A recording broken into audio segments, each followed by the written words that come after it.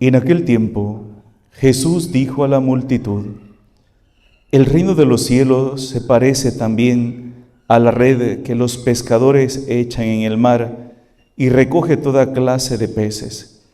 Cuando se llena la red, los pescadores la sacan a la playa y se sientan a escoger los pescados. Ponen los buenos en canastos y tiran los malos. Lo mismo sucederá al final de los tiempos. Vendrán los ángeles, separarán a los malos de los buenos y los arrojarán al horno encendido. Allí será el llanto y la desesperación. ¿Han entendido todo esto? Ellos le respondieron: sí. Entonces él les dijo: por eso todo escriba instruido en las cosas del reino de los cielos es semejante al padre de familia que va sacando de su tesoro cosas nuevas y cosas antiguas. Y cuando acabó de decir estas parábolas, Jesús se marchó de allí. Palabra del Señor. Finalizamos, hermanos, una serie de parábolas que Jesús nos ha estado presentando durante estos días, diciéndonos: el reino de los cielos se parece a, el reino de los cielos es semejante a un tesoro escondido, a una perla escondida, ¿verdad? A una red que tira un pescador a coger todos los peces que puede. Jesús está haciendo una comparación, pero es interesante el ejemplo que nos pone hoy al finalizar esta serie de parábolas, y es que compara el reino de Dios como una red que se tira al mar. En el mar existe una cantidad de peces de diferentes especies, unos que son comestibles, otros que son hasta veneno, pero la red se tira, pero dice que la red se va a ir llenando, va a ir agarrando peces y va a ir llenando. Significa, hermanos, que la palabra de Dios es para todos. No es solamente para una persona, para una clase social o para un cierto grupo de personas privilegiados. No. Cuando se habla que la red se tira al mar y sabiendo que en el mar hay de todo, significa que la palabra de Dios es para todos. Es para todos. Y que esa red, poco a poco, se va a ir llenando. Pero la misma palabra de Dios nos advierte que esa red se va a ir llenando de peces buenos y peces malos. Peces buenos y peces malos. No tenemos que olvidar eso. Peces buenos y peces malos. Cuando la red, que es la palabra de Dios, se tira, no solamente atrae a personas buenas, también atrae a personas malas y a personas muy malas, que no buscan en sí esa red porque les interese la palabra de Dios o les interese formar parte de ese reino de los cielos. No, buscan su propio interés. Y en esa red, de manera muy palpable, quisiera yo poner como ejemplo cómo Jesús llamó a los que Él quiso. ¿Se acuerdan? San Mateo nos habla que Él llamó a los que Él quiso, y en esa red cayó un pez malo. ¿Quién era? Judas. Y a todos los trató por igual. No era una red distinta, era la misma red. La misma red que atrapa con amor, con misericordia, con ternura Incluso la palabra de Dios dice que Judas comía en el mismo plato que Jesús. Y ese es el que me traiciona, dice. O sea, lo trató igual o mejor que a todos. Pero no era pez bueno. No era pez bueno. Y alguien podría decir, ¿pero qué pasó? ¿Pero qué pasó con ese hombre? ¿Por qué no fue bueno? La primera lectura que hemos escuchado hoy, tomada del libro de Jeremías, en el capítulo 18, versículos del 1 al 6, nos dice una palabra que ayuda a iluminar el evangelio de hoy y la homilía que estamos reflexionando. Dice que el Señor mandó a Jeremías y le dijo, ve a casa del alfarero y fíjate lo que está haciendo. Ahora dime, ¿qué está haciendo? Y dice que Jeremías vio que el alfarero tomó un poco de barro y empezó a moldearlo con sus manos, a apretarlo, a suavizarlo, y empezó a moldear una vasija. Pero en el proceso la vasija se le estropeó. La vasija se le estropeó. Entonces, ¿qué hizo el alfarero? ¿Tiró el barro y cogió otro poco? No. El mismo barro lo volvió a amasar, volvió a tomar el barro, lo empezó a amasar de nuevo y con el mismo barro empezó a hacer otra vasija.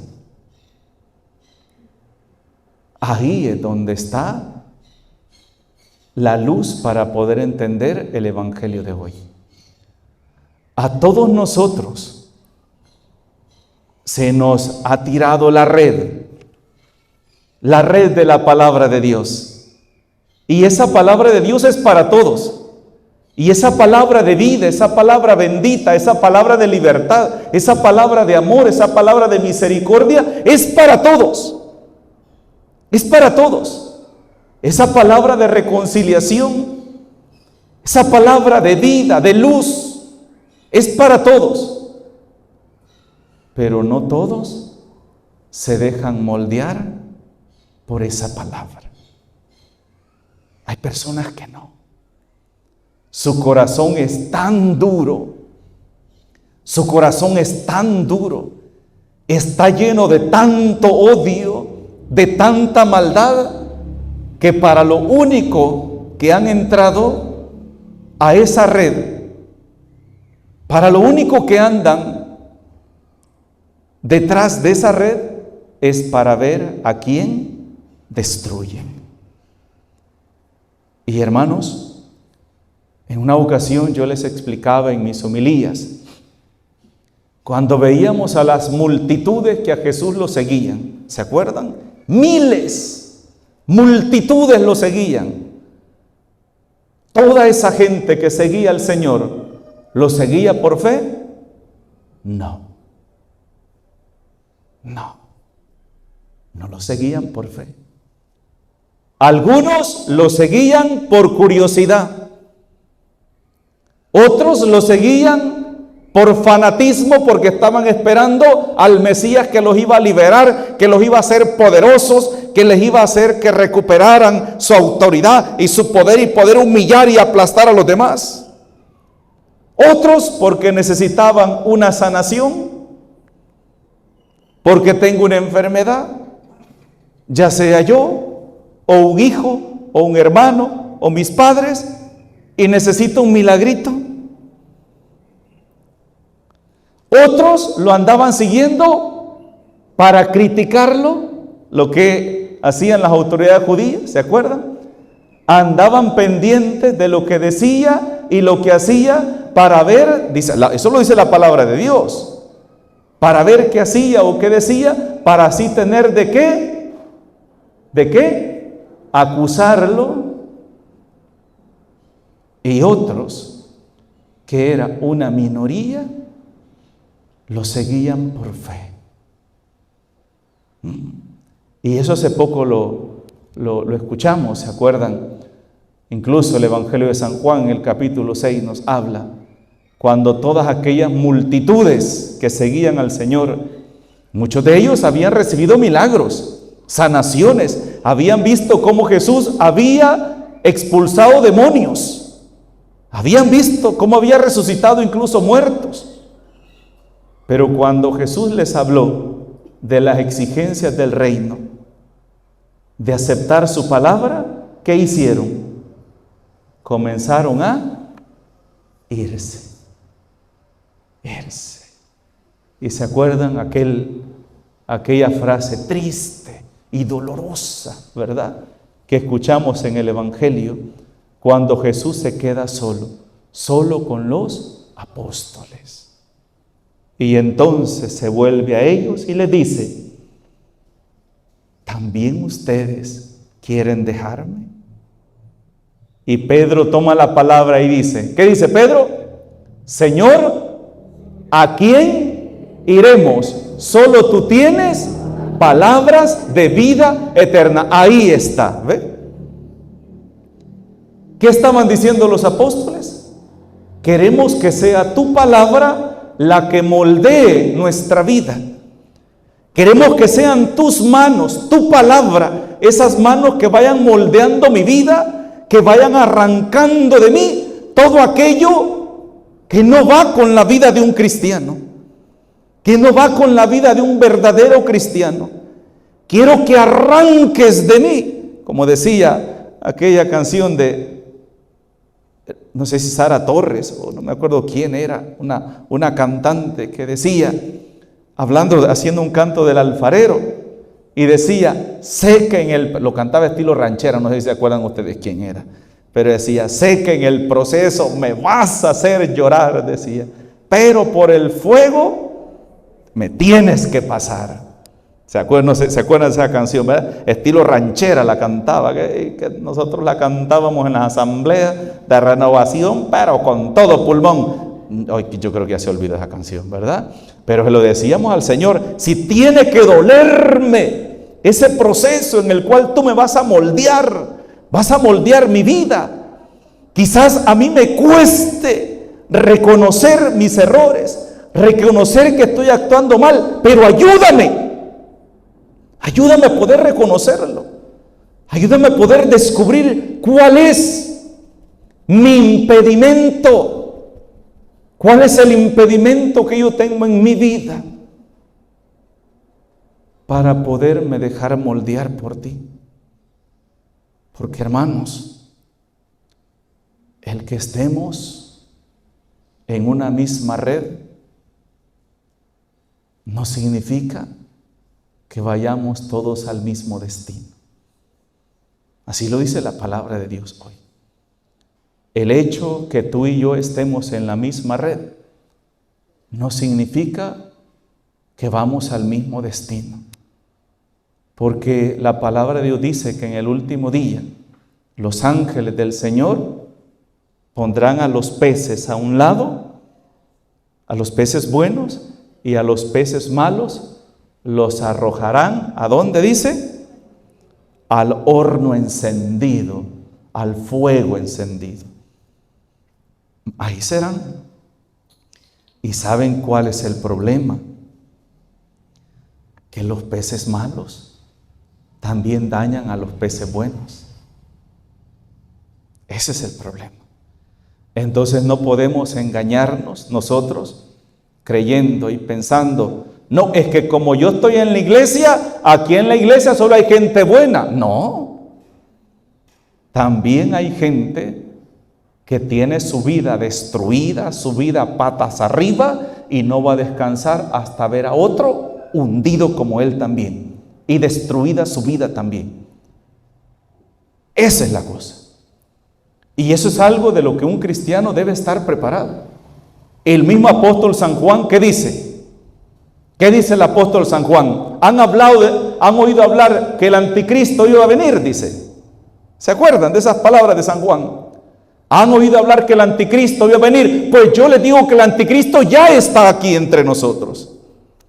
Y todo aquel que se antepone a Cristo es un anticristo. todo aquel que sirve de obstáculo, todo aquel que busca hacer tropezar a su hermano, todo aquel que busca destruir la iglesia, todo aquel que busca matar la fe, destruir la fe de alguien, es un anticristo. Es un anticristo. Y eso es una realidad que a veces a nosotros se nos olvida. Se nos olvida que el demonio va a buscar una y mil formas de cómo destruir la iglesia, de cómo hacerte sentir a ti, querido hermano, querida hermana, que esto no tiene sentido, que no vale la pena. Incluso muchos dicen, ¿y yo para qué voy a ir a la iglesia? Solo porque tuvieron una mala experiencia con una persona, con un hermano, con una hermana, y dice, ¿y yo para qué voy a ir a la iglesia? Si la iglesia, un montón de gente pecadora, gente hipócrita hay. Y ya con eso sienten que tienen toda la razón y la justificación, no para abandonar al hermano hipócrita, falso, pecador, sino para abandonar a Cristo. Y sienten que ya con eso tranquilizan su conciencia, cuando lo que tendríamos que ver es que esa persona no está dejándose moldear por la palabra de Dios, su vida, sino que está llevando su vida a su manera, a su antojo. Y esa persona, hermanos, en el último día va a dar cuentas a Dios de sus actos. ¿Y cómo dice que son sus actos, sus obras? Sus obras son malas, porque es un pez malo. Y por lo tanto, sus obras son malas. Y como Jesús dijo, el árbol se conoce por sus frutos. Un árbol bueno va a dar frutos buenos y un árbol malo va a dar frutos malos, ácidos, que indigestan. Y solo basta que tú lo escuches, que tú escuches a esa persona y te da acidez, y te da agrura, y se te embufa el estómago, como decimos nosotros, y sientes una gran debilidad y ya no te dan ganas de nada. ¿Por qué? Porque te indigestó el alma y te hizo perder la alegría del espíritu, te quitó la paz, te quitó la alegría, te quitó la fe. E incluso después de escuchar a esa persona, no tienes ni ganas de ir a misa, ni de confesarte, y mucho menos estar en la iglesia, ni estar en un movimiento, ni estar en un grupo. ¿Qué pasó? Ese árbol dio un fruto malo y te alimentó. Por eso a mí me ha gustado insistir mucho que nosotros ¿se acuerdan que yo he hablado muchas veces cómo nos alimentamos? Y yo les he dicho, nos alimentamos por los ojos, por los oídos, por la boca, por la piel. ¿Se acuerdan que hemos hablado, verdad, de eso? Entonces, ahí pensemos, ¿por qué este decaimiento? ¿Por qué esta frialdad? ¿Por qué esta tibieza?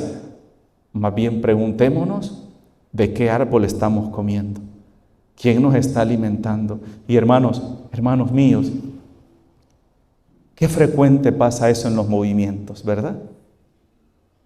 Pensemos en los movimientos. Pensemos en el movimiento de la Legión de María, pensemos en el movimiento de Corte de Honor, pensemos en el movimiento de renovación. ¿Cuántas personas se han ido de nuestros movimientos porque otros los alimentaron mal, verdad? Sí, los alimentaron mal y los indigestaron, los empacharon.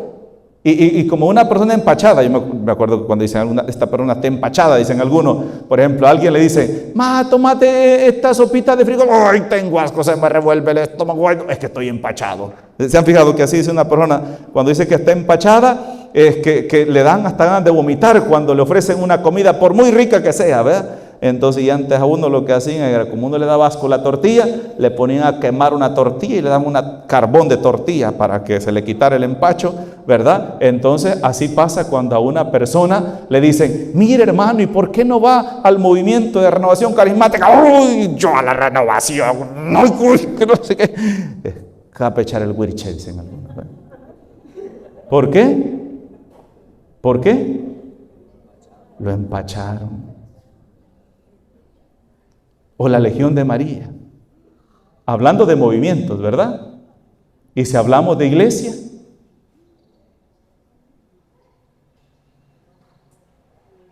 mucho, ¿verdad, hermanos? Entonces hay que tener cuidado de los peces malos. Porque los peces, el malvado no se queda feliz en su maldad hasta no ver a otro destruido igual que él. Aquí en la iglesia, hermanos, en la iglesia, a nivel general, no estamos siguiendo a la hermanita, al hermanito, al cura, al obispo, no. Estamos siguiendo a Cristo.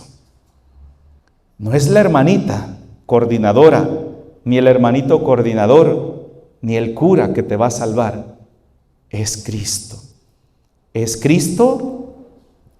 Y partiendo de las obras que tú realices. No de las obras que otra persona haga, no, de las obras que tú realizas. Porque aquí, hermanos, cada quien salva su pellejo. Yo voy a dar cuenta de mis actos y usted va a dar cuenta de los suyos. Así es de que no se preocupe por la vida ajena. Preocúpese por la vida suya. ¿Cómo la está llevando? ¿Verdad? Porque el Señor le va a pedir cuentas a usted de sus actos, de sus obras. Y a mí me va a pedir cuenta de mis actos. Es que es así. Es así. No estoy mintiendo. Y a veces nosotros no nos fijamos en nuestros actos, sino que estamos más pendientes de los actos de la vida ajena. Hermanos, va a llegar un día en que va a haber un juicio universal. Y el juicio universal es donde toda la humanidad será juzgada. Pero también existe el juicio particular. Y el juicio particular es el que cada uno va dando a medida que va dando el último suspiro, ¿verdad? Cuando dejamos este mundo, cada uno de nosotros vamos a la presencia de Dios y daremos cuenta de nuestros actos. Y partiendo de las obras que hayamos hecho, podremos decir que en paz descanse. Si no, que Dios tenga misericordia de él, ¿verdad? Porque a veces es fácil decir que en paz, como la 2001 que a todos los manda a descansar en paz, ¿verdad? No, hermanito, es que esto no es así, de que solo porque se murió ya vamos a decir que en paz descanse. No. Que Dios se apiade de su alma, que Dios tenga misericordia, ¿verdad? Pero decir que en paz descanse significa que fue una persona que trabajó aquí para poder ir a descansar en la otra vida. Monseñor Óscar Barahona decía, a descansar al cielo, decía. Por eso, en nuestra diócesis de San Vicente, no existen los lunes santos. O sea, en muchas parroquias, en otros lugares, los lunes es el día del Padre. No hay misa, descansa, las parroquias están cerradas. Si se murió alguien, lo enterramos el martes, pero no lunes, ni misas de coro presente, ni nada, porque es el día de descanso del Padre, del descanso del sacerdote. En nuestra diócesis no existe eso. En nuestra diócesis las parroquias están abiertas de domingo a domingo, de domingo a domingo o de lunes a lunes, si lo quieren así, ¿verdad? Monseñor tenía esta, pero es que mire, Monseñor, le decían algunos padrecitos, es que en nuestra diócesis el lunes se lo toma el sacerdote para ir a descansar al cielo, decía. A descansar al cielo. Entonces, sí, hay sacerdotes que sí se agarran el lunes. Por ejemplo, cuando hay sacerdotes que hay 2 o 3 sacerdotes, ¿verdad? Entonces intercalan, ¿verdad? Un lunes va a descansar uno, a visitar a su familia, otro lunes va el otro, y así van intercalándose, ¿verdad? Pero cuando le toca a uno solo, es mucho más difícil. A descansar al cielo. En el nombre del Padre, del Hijo y del Espíritu Santo. Amén.